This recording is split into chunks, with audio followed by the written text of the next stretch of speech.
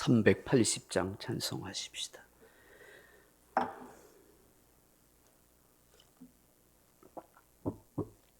찬송가 380장입니다. 380장.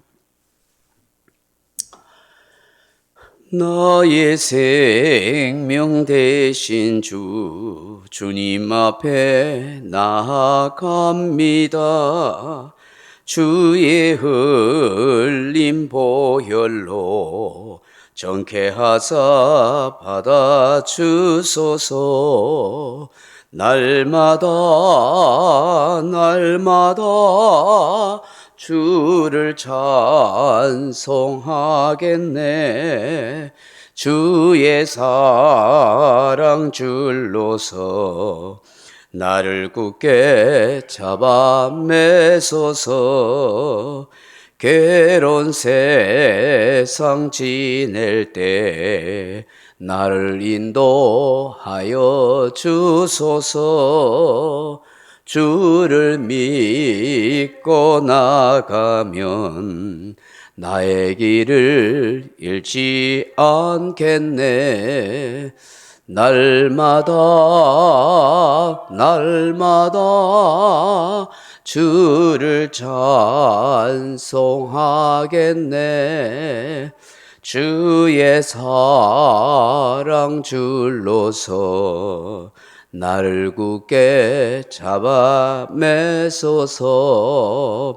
세상 살아갈 때에 주를 더욱 사랑합니다. 밝고 빛난 천국에 나의 영혼 들어가겠네.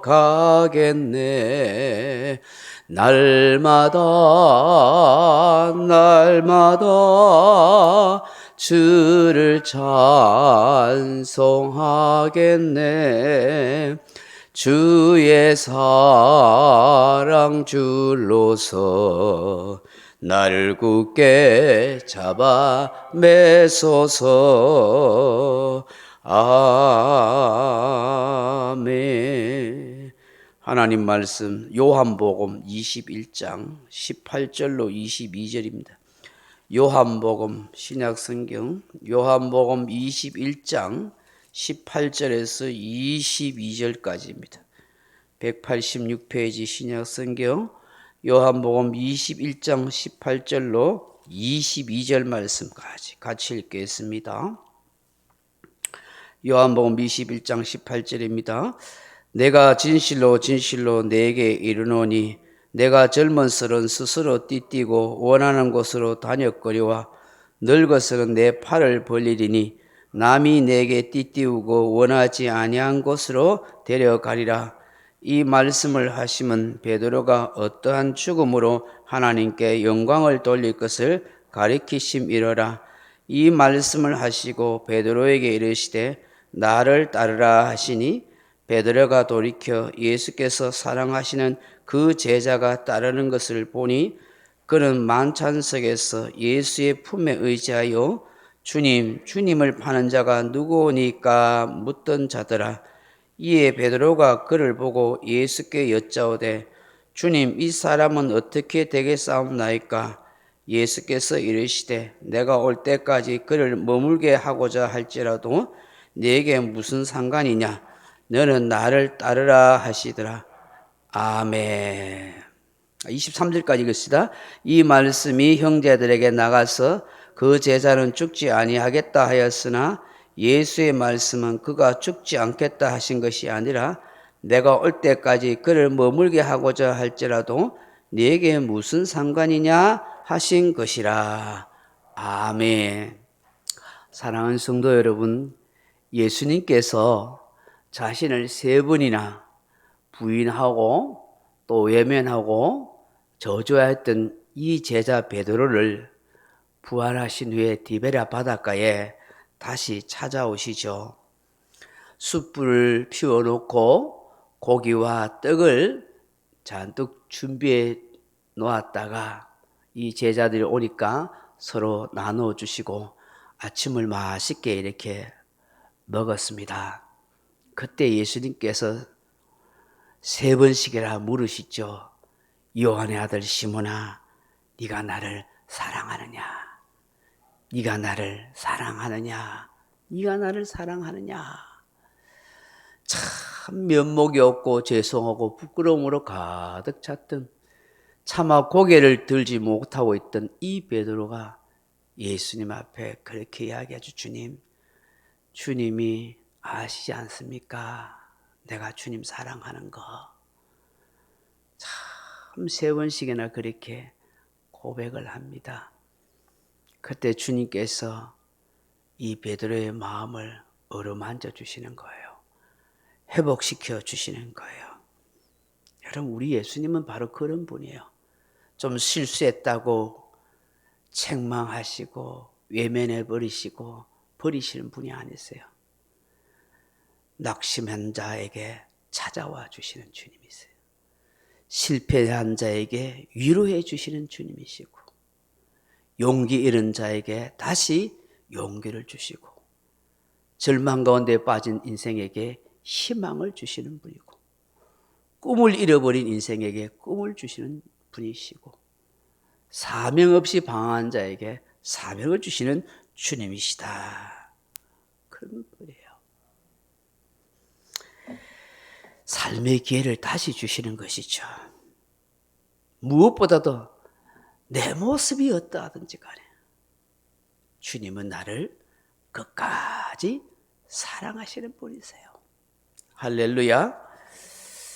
아하바, 이 감정적인 사랑을 뛰어넘어서 따바크, 희생적이고 헌신적이고 실천하는 이 십자가의 사랑을 예수님께서 보여주신 거예요. 그래서 예수님께서 이 베드로에게 이런 희생적이고 헌신적인 십자가의 사랑을 이제 살아가기를 원하시는 것이에요. 그래서 내 양을 치고 내 양을 먹이고 내 양을 먹이라, 이렇게 말씀하시는 것이죠. 오늘 18절 보십시오. 이렇게 주님과의 사랑의 관계를 회복시켜 가시는 주님, 다시 인생의 기회를 주시는 주님, 양들을 치고 양들을 섬길 수 있는 사명을 주시는 주님께서 이제 18절에 뭐라고 말씀하세요? 내가 진실로 진실로 네게 이르노니 네가 젊어서는 스스로 띠띠고 원하는 곳으로 다녔거니와 늙어서는 내 팔을 벌리리니 남이 내게 띠띠우고 원하지 아니한 곳으로 데려가리라. 아멘. 여러분, 이 말씀이 무슨 말씀이겠어요? 주님을 만나기 전에, 부활하는 주님을 통해서 다시 자기 인생이 회복되기 전에는 네 원하는 대로 네 마음대로 인생을 살아갔었지. 그렇지만 이제 주님을 믿고 부활하신 주님을 통해서 너의 마음이 다시 회복되었다고 하면 내 양을 치고 내 양을 먹이는 인생을 위해서 이제는 네 마음대로 사는 게 아니야. 이제 주님 뜻대로 살아야 할 인생이고, 이제는 네 원하는 대로 가는 것이 아니라 남들이 너의 인생을 인도해 가는 거야. 그게 뭔 얘기겠어요? 주의 복음 위해서, 사명을 위해서, 영혼 구원을 위해서 살아야 할 존재라는 거예요.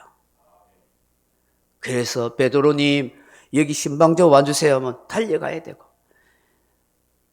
베드로님 여기에 복음 전해야 돼요 오락하면 가야 되고, 베드로님 오늘 아무개 성도님 소천해 주세요, 기도해 주세요 하면 가야 돼서 장례 예배 인도해 줘야 되고,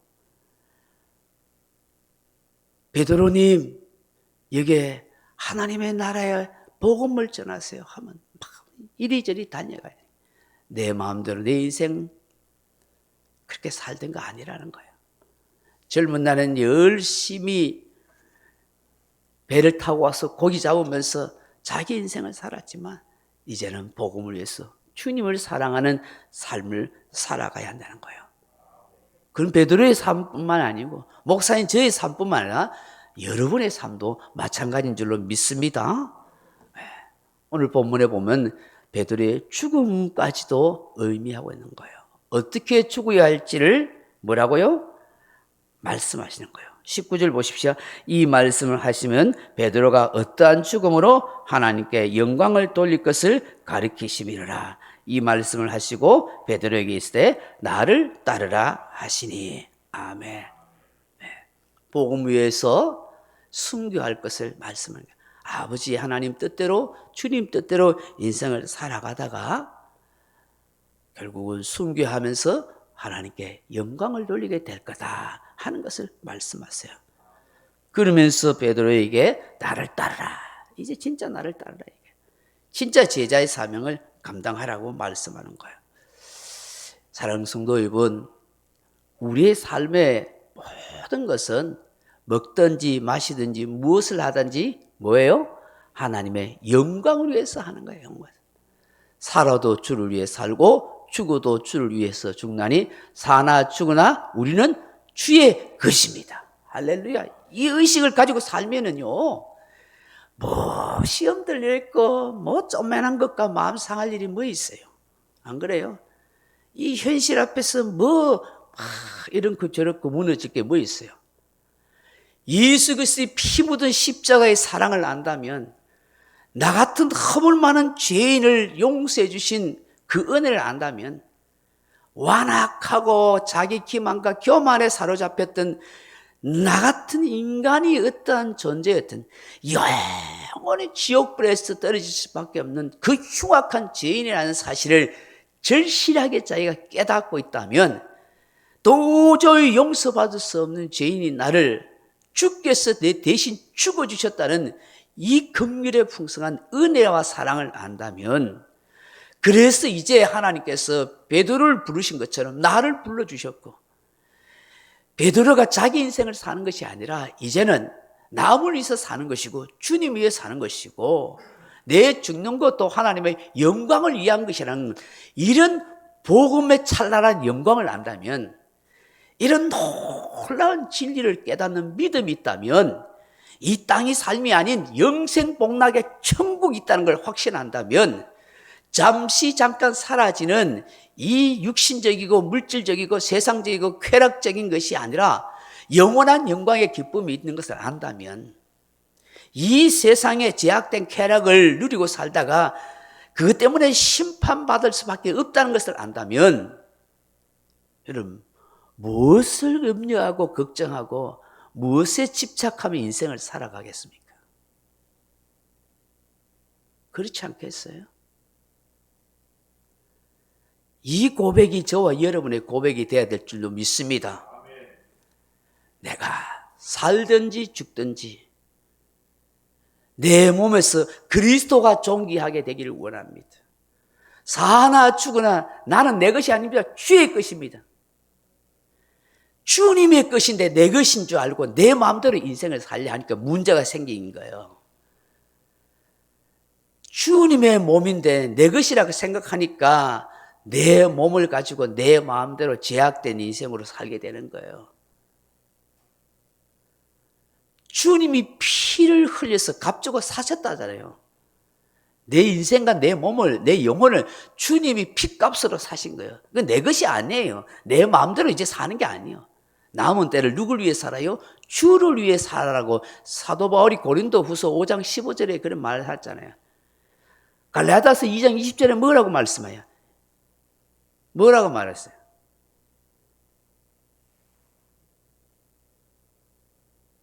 갈라디아서 2장 20절 기억 안 나세요? 한번 찾아보세요. 뭐라고 그래요? 갈라디아서 2장 20절 같이 한번 읽어보십시오. 내가 그리스도와 함께 십자가에 못 박혔나니 그런즉 이제는 내가 사는 것이 아니요 내 안에 그리스도께서 사신 것이다. 내가 육체 가운데 사는 것은 나를 사랑하사 나를 위하여 자기 자신을 버리신 하나님의 아들을 믿는 믿음 안에 사는 것이라. 할렐루야. 이게 우리의 삶이라고요. 갈라디아서 2장 20절 찾았으면 한번 읽어보세요. 이거 외울 수 있으면 좋겠습니다. 시작. 내가 그리스도와 함께 십자가에 못 박혔나니 그런즉 이제는 내가 사는 것이 아니요 오직 내 안에 그리스도께서 사시는 것이라. 이제 내가 육체 가운데 사는 것은 나를 사랑하사 나를 위하여 자기 자신을 버리신 하나님의 아들을 믿는 믿음 안에서 사는 것이라. 아멘. 그래요. 내가 그리스도와 함께 십자가에 못 박혀, 주님이 십자가 못 박힐 때 나도 못 박혔다는 거예요. 그래서 이제는 내가 사는 것이 아니야. 내 안에 그리스도께서 사시는 것이에요. 그래서 내가 지금 이 육신을 가지고 살아가는 것이 나를 위한 삶이 아니라 나를 사랑하사 자기 자신을 버리신 하나님의 아들 예수를 믿는 믿음 안에 산다는 거예요. 그래서 살든지 죽든지 내 몸에서 그리스도와 종기되기를 원하고 내가 사는 것이 아니라 내 안에 그리스도께서 사는 것이라. 사나 죽으나 나는 주의 것이다. 먹든지 마시든지 무엇을 하든지 하나님의 영광을 위해서 하는 거예요. 그 삶의 목적이 분명하면, 그 삶의 비전이 분명하면 무엇이 두렵습니까? 무엇이 낙심합니까? 하나님이 그 사람의 인생을 이끌시고 인도하시고 책임지시는데요. 이 믿음으로 살자고요. 이 믿음으로 살자고요. 너무 안타까워요.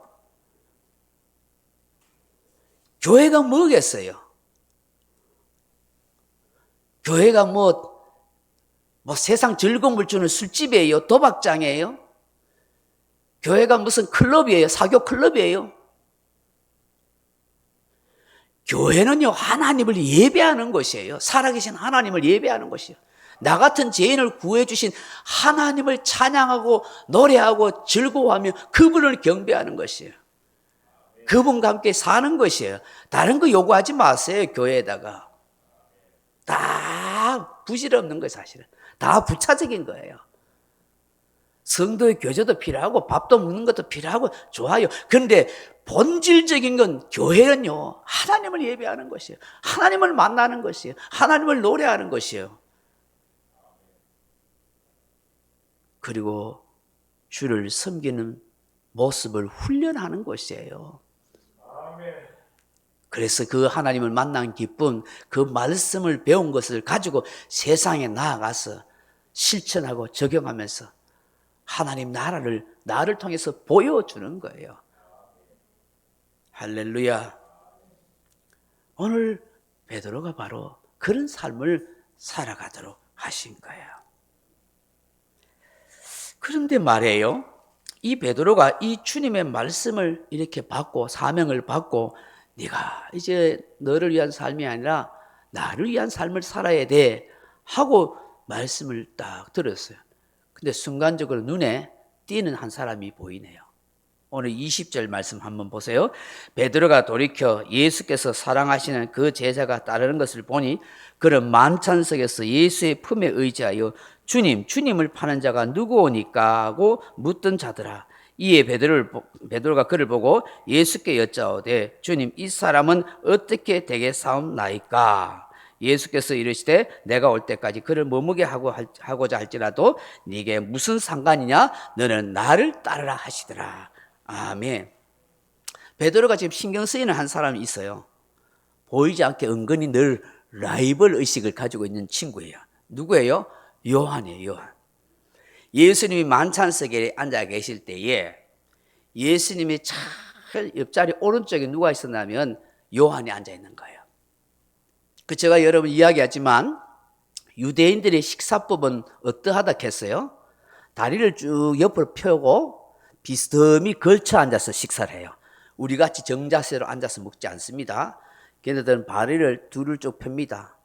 그리고 왼쪽을 이렇게 쿠션이나 뭐 이렇게 지댑니다. 예. 이리 앉아가지고 비스듬히 앉아가지고 식사를 한다고요. 빵을 뜬다고요. 그리고 어떻게요? 상대방의 가슴에 기대서 먹어요. 빵을 떼가지고 요리 드세요. 그럼 지금 예수님의 품 안에 비스듬히 누워있는 친구가 누구겠어요? 요한이요. 사랑하는 요한이에요. 그래서 오늘 본문에 보면 예수님의 뭐라고요? 예수님의 품 안에 있던 자라 하잖아요. 네. 예수의 품에 의지하여서 만찬석에서 주님을 파는 자가 누굽니까? 그럼 물었어요. 그럼 예수님 왼쪽에 누가 있었겠어요? 베드로 아니에요. 가룟 유다예요. 베드로는 저 맞은편에 앉아 있어요. 맞은편에.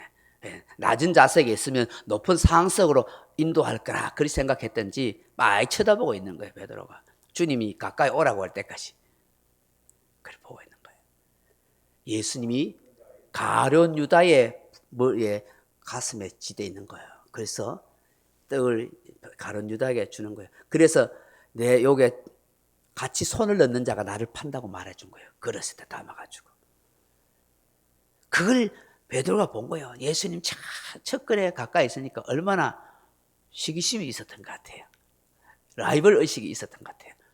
그러니까 자기는 마음대로 못 살고 어떻게 죽을 것을 말씀하고 그런 사명을 받으니까 예수님, 자는 어떻게 되겠어요? 자, 그 요한이 지금 요한복음을 쓰고 있잖아요. 그러니까 자기 이름을 안 쓰고 예수께서 사랑하시는 그 제자가 따르는 것을 보고 베드로의 심정을 생각하면서 그러는 거예요. 그때 주님이 말씀하는 거예요. 야, 이 사람아, 내가 다시 올 때까지 이 요한을 가만히 놔두고자 할지라도 그게 무슨 상관이냐. 네 할 일을 해라. 왜 남 신경 쓰니? 남을 왜 의식하니? 너에게 준 사명이라 감당하지. 요한은 요한의 사명과 인생이 있는 거야. 그런 거예요. 그런데 이것을 오해해서 제자들이 잘못 듣고 뭐라고 그래요? 23절 같이 마지막 읽어봅시다. 이 말씀이 형제들에게 나가서 그 제자는 죽지 아니하겠다 하였으나 예수의 말씀은 그가 죽지 않겠다 하신 것이 아니라 내가 올 때까지 그를 머물게 하고자 할지라도 내게 무슨 상관이냐 하신 것이라. 아멘. 제자들은 요한은 안 죽고 우리만 다 죽는다. 이렇게 베드로와 다른 제자를 생각했는데 예수님 말씀을 오해한 거지. 내 올 때까지 이 사람이 해야 할 사명이 있어서 잠시 살게 한다. 그게 무슨 너희들하고 무슨 상관이냐. 너희들 할 일이나 해라. 제일 마지막까지 살아있던 사람이 누구예요? 요한이에요. 요한. 요한계시록을 다 쓰게 하시죠. 오늘 이 새벽에 주시는 이 말씀을 기억하면서 주님, 나를 위한 삶이 아니라 주님의 영광을 위한 삶이 되게 하시고 다른 영혼을 살리는 삶이 되게 해 주옵소서. 온전히 하나님의 영광을 위해서 주님을 섬기고 따르는 겸손한 인생이 되게 하여 주옵소서. 주님, 남을 나보다 낫게 여기고 내 안에 전혀 남을 시기 질투하거나 라이벌 같은 그런 마음 품지 않게 해주세요. 그렇게 기도하는 저와 여러분 되길 주님의 이름으로 축원합니다. 명령과 선포합니다. 1. 나는 주님의 은혜로 모든 일에 날마다 점점 더 좋아지고 있다. 나는 오늘부터 다른 사람을 비난 원망하거나 비판 판단 정죄하지 않겠습니다. 나는 하나님 다음으로 나를 사랑한다. 나는 나를 사랑한다. 교만은 독약이다. 그 어떤 경우에도 감사합니다. 나는 내 안에 살아계신 예수님 때문에 행복합니다. 있을지어다 그대로 되니라. 좋았더라. 아멘. 각자 기도하시도록.